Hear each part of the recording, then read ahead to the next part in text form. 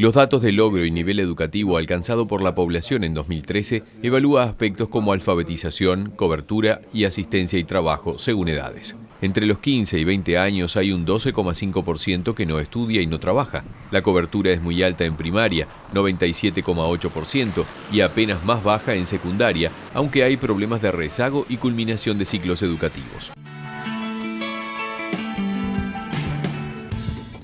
Y le damos la bienvenida a Gabriel Enrandonea, coordinador del área de investigación y estadísticas del Ministerio de Educación y Cultura. ¿Qué tal, Gabriel? ¿Cómo estás? ¿Qué tal? Buenas. Bienvenido. Muchas gracias. Lo primero que vale aclarar es que lo que arroja este informe son datos con una mirada cuantitativa y no cualitativa, ¿verdad? Sí, es un procesamiento de la encuesta continua de hogares del INE, del Instituto Nacional de Estadística, del 2013.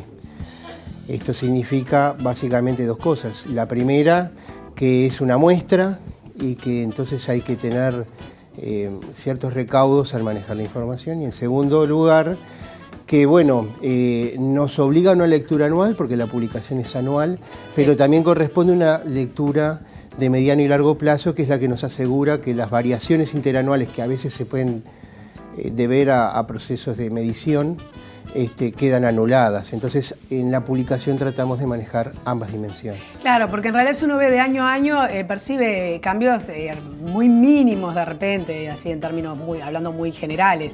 Pero claro, a lo largo de los años, cuando se vaya cada vez sumando más, ahí se podrá ver una tendencia. Y hablando de tendencias, justamente, se decía eso, no hay cambios significativos, pero sí se pueden analizar tendencias. ¿Nos podría, digamos, decir un poco cuáles son las tendencias más importantes que se pueden establecer?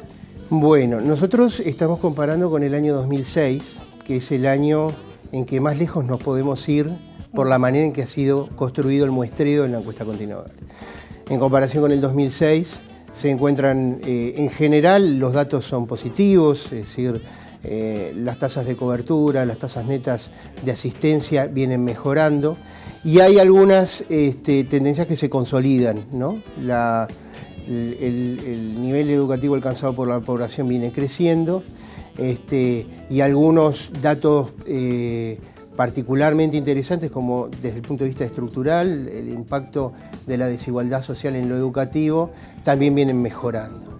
Después hay algunos aspectos que muestran dificultades para mejorar en lo estructural en materia de desigualdad educativa y en algunos espacios particulares de la población que muestran una evolución de culminación de ciclos o de rezago que no es la deseable. La deseada. Igual, digamos, bueno, vamos por partes. Ha aumentado la escolarización en niños de 4 años, ¿verdad? En niños de 4 años ha aumentado, es un proceso que viene, también se viene consolidando, viene siendo un crecimiento constante todos los años. El punto de inflexión fue en la entrada de vigencia a la obligatoriedad de los 4 años, el 1 de enero del 2009, y entonces año a año la cobertura viene creciendo. No solamente viene creciendo en términos globales, sino que viene además creciendo en términos de desigualdad socioeconómica, es decir, si nosotros observamos la asistencia a algún establecimiento educativo de los niños que provienen del 20% de los hogares más pobres, ya hay más de 8 de cada 10 niños que están asistiendo, y esto es una evolución bastante significativa, ¿no? Y si lo comparamos con el año anterior o con el otro, usted dice de 8 de cada 10 niños de los hogares más pobres de 4 años está asistiendo a la escuela. ¿Cómo era el año pasado? O sea, ¿el número ha aumentado en qué medida? Ha aumentado, no ha aumentado de un año al otro, no se puede esperar que aumente demasiado, pero hay un porcentaje de aumento significativo. Hay, digamos, esto por el lado positivo, la asistencia ha crecido en relación al 2012 en los 4, en los 14, en los 15, en los 18, en los 21 años, es decir, hay edades particulares donde esto viene mejorando significativamente, y hay otras edades donde se mantiene de forma similar o incluso en algunas ha decrecido levemente, como a los 3 años, pero son variaciones que, lo que decía recién, hay que manejarlas en el marco del instrumento con que se está midiendo. Lo más importante es mirar los tramos obligatorios, entre los 4 y los 15 años, la cobertura viene creciendo, y ahí hay un desafío importante que son, a partir de los 15 años, lograr crecimientos más significativos. A grandes rasgos también, uno de los datos positivos que se puede leer es que, eso lo podemos ver en la primera gráfica que tenemos, es que Uruguay está mejor que todos los países de América Latina, en ese sentido. ¿En qué sentido? De la escolarización. En la escolarización no es que estemos mejor que todos los países de América Latina, estamos mejor que los promedios regionales. Claro, tiene la tasa de analfabetismo más baja de la región. Es la más baja de la región. Si nos comparamos con un país parecido, con Argentina, estamos 4 puntos por debajo de Argentina. Ahí tenemos la gráfica. Y además tenemos la tasa de analfabetismo nacional, si lo comparamos con el dato más viejo que tenemos, que es el censo del 63, es la 6ª parte del 63. Y ahí hay una evolución muy importante, muy significativa y muy positiva. 9 de cada 10 niños o adolescentes estudia. Ahora, las diferencias se ven más en cuanto a los estratos sociales, ¿verdad? Sí, pero con la salvedad de que entre los 5 y los 12 años esas diferencias no existen. Entre los 5 y los 12 Directamente años entre los 6 y los 11, la cobertura y la asistencia es universal y no hay una asistencia mayor entre los niños que provienen de hogares con más recursos. Eso me parece una lectura clara de que, por lo menos desde el punto de vista de los padres, la intención es de que todos estudien, porque si no, no estarían como iguales. A partir de que los niños empiezan a tener ya cierta, un poco más de independencia, un poco más de... Ahí es donde las diferencias empiezan a mostrarse, ¿verdad? Sí, ya lo que hablábamos recién, se empiezan a ver alguna diferencia a los 4 años y a partir de los 15 años en adelante. Usted habla de la simetría de la desigualdad. ¿Podría explicarnos un poco el concepto? Digo porque lo extraje del informe. Explícanos un poco el concepto y tenemos una gráfica también que habla de esos datos. Nosotros sí hacemos una lectura del nivel educativo alcanzado, del máximo nivel educativo alcanzado por la población adulta, ¿no? Consideramos población adulta, son estándares internacionales, 25 a 59 años.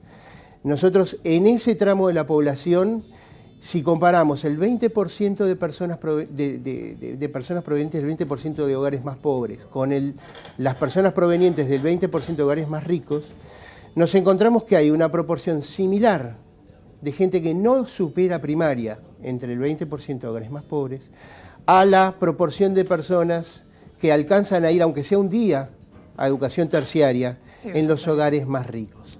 Nos ocurre algo similar al alcanzar terciaria entre los más pobres y alcanzar y no superar primaria entre los más ricos. ¿Qué significa esto?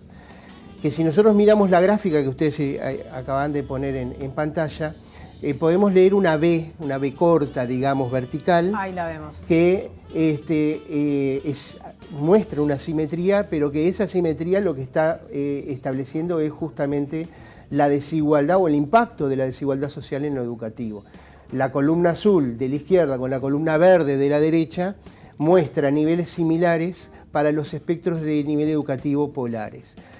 Y esto corta por tramos de edad. ¿Qué significa? Significa que hay un efecto positivo desde el punto de vista del sistema educativo. Las nuevas generaciones vienen cada vez más igualadas en lo educativo que las viejas generaciones, pero también significa que hay una estructura de desigualdad social que es bastante más difícil de combatir y de digamos, anular de lo que uno desearía o de lo que habitualmente se entiende. La igualdad social es una aspiración de todas las sociedades desde hace varios siglos y estos son datos que comparan la estructura social del Uruguay en el 2003. Bien.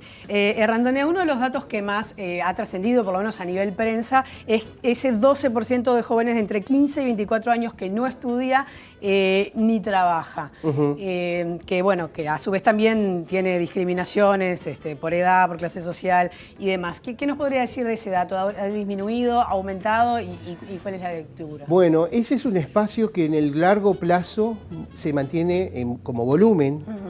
Baja al 12%, sube al 13%, se mantiene relativamente constante en el tiempo como volumen de jóvenes que en esas edades no estudian y no trabajan. Lo que sí viene evolucionando es el nivel educativo que alcanzan, los la descomposición interna de ese... Ahí tenemos una gráfica también que muestra algunos números, en cualquier momento la vamos a poner, que habla como decía. Ahí está, los niveles educativos máximos que se alcanzan vienen creciendo, y un cambio que sí ha sido significativo en los últimos años es la motivación que estas personas, estos jóvenes declaran que los llevó a no seguir estudiando. Y esto es interesante porque hasta hace algunos años atrás predominaban respuestas como embarazo precoz, como trabajo, y hoy, independientemente, esto es lo más significativo, independientemente del quintil que lo miremos, la gran mayoría, 60% en el caso del quintil más bajo, más del 40% en el caso del quintil más alto, contestan que la razón es que no les interesa o que no les resulta llamativo los contenidos que les enseñan. Y entonces esto de alguna forma pinta un panorama o nos explica una situación que es muy difícil de combatir. Ahora, ese perfil también... El desinterés total es bien difícil de revertir. Y además cambia por tramos de edad. Entre los 15 y los 17 años, casi la totalidad no busca tampoco trabajo. Solamente hay una proporción de muchachos de ese grupo que también busca trabajo, es decir, que está interesado en tener una actividad distinta. Entre los 17 años y los 20 años hay un grupo significativo de muchachos que busca también trabajo. Claro. Y en ese grupo las motivaciones y las explicaciones se alteran o cambian unas de otras. De todas formas, estamos hablando de la encuesta continua de hogares y estamos hablando de grupos muy específicos en donde los márgenes de error de la encuesta son grandes, o sea que hay que pensarlo en términos globales.